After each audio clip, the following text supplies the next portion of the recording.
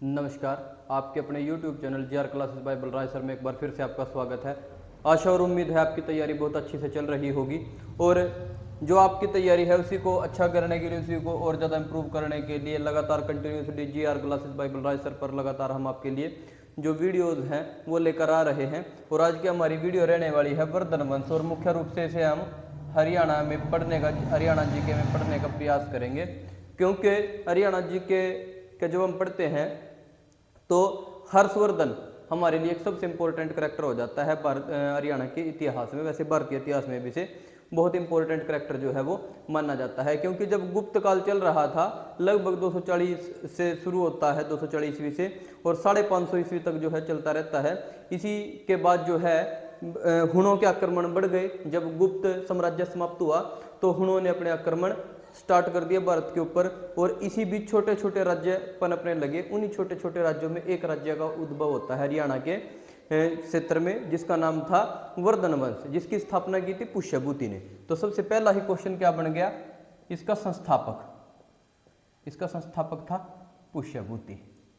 फिर आता है इसका जो है मेनली क्वेश्चन क्या बनता है, इसका सबसे हम कह सकते हैं प्रभावी शासक जो है, यह सबसे शक्तिशाली शासक जो है वो था प्रभाकर वर्धन। अब जो वर्धन वंश है इसका मैं ये वैसे ही बता रहा हूं आपको, क्योंकि इसके बाद हमें मेनली हर्षवर्धन पढ़ना है। जो प्रभाकर वर्धन है, अब इसके तीन बच्चे हैं, राज्यवर्धन, हर्षवर्धन और राज्यश्री। और कौन है जी, राज्यश्री। अब जो राज्यश्री है उसकी शादी जो है यूपी में एक कन्नौज का क्षेत्र में एक मोखरी वंश था। मोखरी वंश में एक राजा हुआ है गिरिवर्मन, तो गिरिवर्मन के साथ इसकी शादी कर दी। गिरिवर्मन के साथ किसकी शादी कर दी, राज्यश्री की। अब नीचे मध्य प्रदेश में जब हम चलते हैं तो वहां मालवा का जो साम्राज्य था, मालवा में एक देवगुप्त शासक था। देवगुप्त ने कर दी गिरिवर्मन की हत्या और राज्यश्री को बना लिया बंदी। अब क्या हुआ, राज्यवर्धन ने देवगुप्त की हत्या कर दी। देखिए कितने करैक्टर हैं। देवगुप्त कहां से संबंधित है, मालवा से। देवगुप्त ने किसकी हत्या कर दी, गिरिवर्मन की, और राज्यश्री को बना लिया बंदी। इधर से राज्यवर्धन गया, इसने किसकी हत्या कर दी, देवगुप्त की। एक एरिया था बंगाल का, बंगाल के एरिया में रहता था शशांक। बंगाल के एरिया में कौन रहता था, शशांक। अब शशांक इसका बड़ा प्यारा दोस्त था देवगुप्त का, और ये दोनों दोस्त थे। अब अपने दोस्त की हत्या का तो बदला ले गई, इसने किसकी हत्या कर दी, राज्यवर्धन की। किसकी हत्या कर दी, राज्यवर्धन की। और लगभग 606 ईस्वी में हर्षवर्धन बन जाता है शासक। हर्षवर्धन का जन्म है 590 में, और लगभग 16 वर्ष की उम्र में हर्षवर्धन जो है वो गद्दी पर बैठ जाता है, जिसने अपनी राजधानी जो है थानेसर और कन्नौज दोनों जगह रखी। थानेसर को अपनी राजधानी बनाया, जिसे मुगलों का द्वीप भी कहते हैं। ठीक है जी। तो हर्षवर्धन के बारे में पहला क्वेश्चन क्या हो गया, हर्षवर्धन का जन्म है 590 में, राजा बना 606 में। इसने फिर इसके साथ युद्ध लड़ा शशांक के साथ और इसकी हत्या कर दी। और ऐसा माना जाता है कि इसकी बहन जो है थी ये जंगलों में चली गई थी। इसको जब बंदी बनाया था शशांक ने भी, तो इसने देवगुप्त ने, तो ये भाग के इधर जंगल वगैरह में चली गई, तो हर्षवर्धन ने इसको भी बचा लिया था, अपनी बहन को। तो ये जो है ये था हमारा पुष्यभूति वंश। अब हर्षवर्धन से क्वेश्चन क्या क्या आते हैं वो जो है वो मैं आपको यहाँ बताने का प्रयास करूँगा कि हर्षवर्धन से क्वेश्चन जो है वो हरियाणा में क्या क्या बनते हैं। सबसे पहले तो हर्षवर्धन की रचनाएं, जन्म मैंने आपको बता ही दिया। हर्षवर्धन की रचनाएं, नागानंद, एक नाटक था नागानंद। एक है प्रियदर्शी का, एक कौन है, प्रियदर्शी का मतलब रचना है। एक है रत्नावली, एक क्या है, रत्नावली। तो तीन प्रमुख रचनाएं हैं, नागानंद है, प्रियदर्शी का है और रत्नावली है। ये किसकी रचनाएं हैं भाई, ये रचनाएं हैं हर्षवर्धन की। तो ये बड़ी इंपॉर्टेंट है। हर दूसरे तीसरे पेपर में आपको हरियाणा जीके में जो है, हरियाणा के जितने पेपर हैं उसमें जो है ये मिल जाती हैं तीनों। जैसे हरियाणा क्लर्क पेपर हुआ था 2019 में, जो 22 नवंबर की शिफ्ट का पेपर था, उसमें पूछा गया था हर्षवर्धन की रचनाएं। तो ये तीन रचनाएं हैं हर्षवर्धन की नागानंद, प्रियदर्शिका और रत्नावली। उसके बाद इसके दरबार में रहता था बाणभट्ट। कौन रहता था इसके दरबार में? बाणभट्ट, जिसकी रचनाएं हैं हर्षचरित और कादम्बरी। और कौन सी है? कादम्बरी। तो इसकी रचनाएं कौन कौन सी हैं? बाणभट्ट की हर्षचरित और कादम्बरी। एक चीनी यात्री आया जिसका नाम था, वैसे तो हवेनसांग लिखते हैं, क्या लिखते हैं? हवेनसांग, ठीक है, पेपर में लिखा होता है, लेकिन एक्चुअल में क्या था? ये जुएनजैंग, नाम इसका क्या था? चीनी यात्री का जुएनजैंग, ठीक है जी। तो ये कहाँ से आया? चीन से आया, ठीक है। वैसे तो भारत में 629 में आ गया, लेकिन ऐसा माना जाता है 634 से 644 तक ये किसके दरबार में रहा? हर्षवर्धन के दरबार में रहा। कौन रहा जी?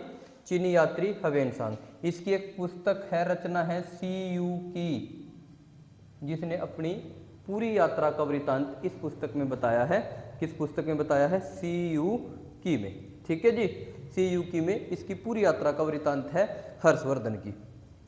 और जो हर्षवर्धन था, इसका दरबारी कवि मैंने आपको बता दिया, बाणभट्ट था जी, ठीक है। अब क्वेश्चन और क्या आता है? हर्षकालीन मुद्राएं। हर्षकालीन मुद्राएं, हर्षकालीन मुद्राएं।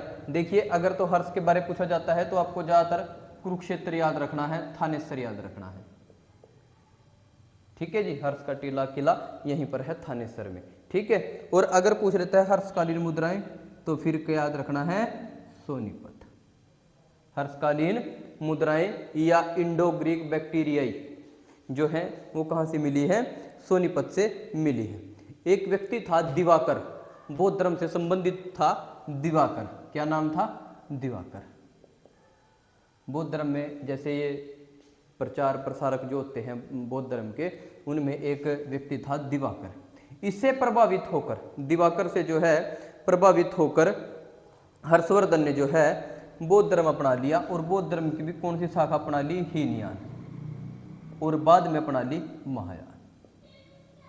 दिवाकर से प्रभावित होकर कौन सी अपनाई? हीनयान। और बाद में अपनाई महायान। किसने अपनाई जी? ये अपनाई है हर्षवर्धन ने, ठीक है। दिवाकर एक बौद्ध भिक्षुक था, जिससे प्रभावित होकर इसने ये अपना लिया था अपना बौद्ध धर्म। पहले हीनयान शाखा अपनाई, फिर जो है महायान शाखा अपनाई, ठीक है। उसके बाद इसके बारे याद रखना है कि इसने कन्नौज में एक विशाल धर्म सम्मेलन करवाया था। हर्षवर्धन ने कन्नौज में एक विशाल धर्म सम्मेलन करवाया था। और दक्षिण भारत का एक राजा था जिसका नाम था पुलकेशिन द्वितीय। क्या नाम था? पुलकेशिन द्वितीय। नर्मदा नदी के तट पर 647 की बात है। नर्मदा नदी के तट पर दोनों का युद्ध हुआ और हर्षवर्धन मारा गया। और हर्षवर्धन मारा गया तो क्वेश्चन क्या बनेगा? हर्षवर्धन को किसने हराया? पुलकेशिन द्वितीय ने हराया। कब हराया? 647 में हराया। किस नदी के तट पर हराया? नर्मदा नदी के तट पर हराया। तो ये क्वेश्चन किसके बारे बन गया जी?